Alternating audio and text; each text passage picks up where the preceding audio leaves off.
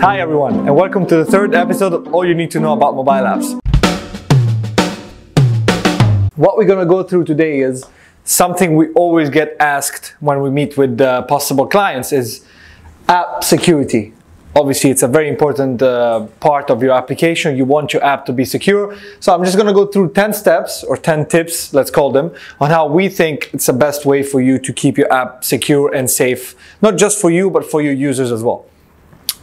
The first point, it's not a coincidence that I wrote day one. Why have I written that? It's because if you want your app to be secure, you have to be sure that you craft it that way from day one. So it has to be implemented from day one. Your app has to be built in a way that whatever comes after it will make sure that it's safe for the user and safe for you and that nothing can happen to it. So it's very important that it is at the ground of your idea when it comes to building a mobile application that your app has to be very safe. The second step is to test constantly. You know, we get a lot of clients that say, you know, I've done my Q&A, I've done my testing, but I've done at the end of the application. You know, once it was ready, once it was developed, I've launched it, then I've done my testing. This is something which we do not recommend. If you want your app to be safe, test it constantly. I understand this may take some time. It may delay your development of the application a little bit.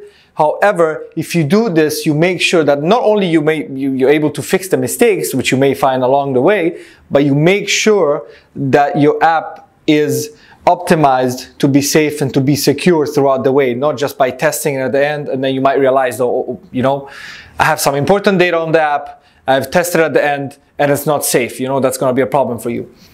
The third step, which ties into the fourth one as well, is third-party safety and APIs. You know, a lot of applications, when you develop an app, you will eventually probably attach some APIs to it or some external source into it.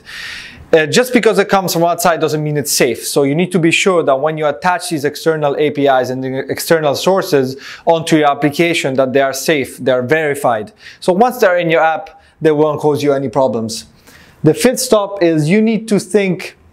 You know, I've written here attacker thoughts. What I mean by that is this is mainly for developers. Just a quick tip. If you are developing the app for yourself, just try to go through the code and try to go through what you're doing and try to see if there are some faults in it. You know, if there is some specific piece of code or specific element or part while you're developing this application which could be easily attacked by someone, or could be easily be the cause of your app not being safe anymore. So that's very important as well. The sixth step is minimize permissions. Now, I'm sure that you're aware of the application. You know, once you log in, it always asks you for permissions. So, for example, Snapchat will ask you for permission to access your camera or to access your picture, your gallery of pictures. Try to minimize and to develop your application in a way that it only asks for the permission it needs. So, for example, Snapchat, it's very important for it to ask the permission to access your camera, or else it wouldn't make any sense. You know what I mean? So try to minimize the permissions and adapt them to the app that you're crafting, you know, that you're making, not any user's permission, which will only cause problems and may not make your app secure down the line. User data, that's very important as well. Eventually, when you build up your users on the application, you will have data onto the applications. So it's very important for you not only to keep it safe, but for the data to be on the app to be very relevant data. You know what I mean? Not data which could cause you any security problems in the future. So that's something you may want to keep a track of, keeping your users' data very safe. The eighth point is when there is communication and including into your application, you know, the first one that you think of is, of course, WhatsApp. Make sure that the transmission between the user and the transmitter they're receiving is safe, is encrypted. You know what I mean? So the users can chat safely, no information is lost, no information can be taken from someone who's coming from the outside who's willing to harm your application. So make sure that if there is communication, it's safe in both ways. The ninth point is just a quick tip. You can use user tokens. I'm sure you know what the tokens are for the application.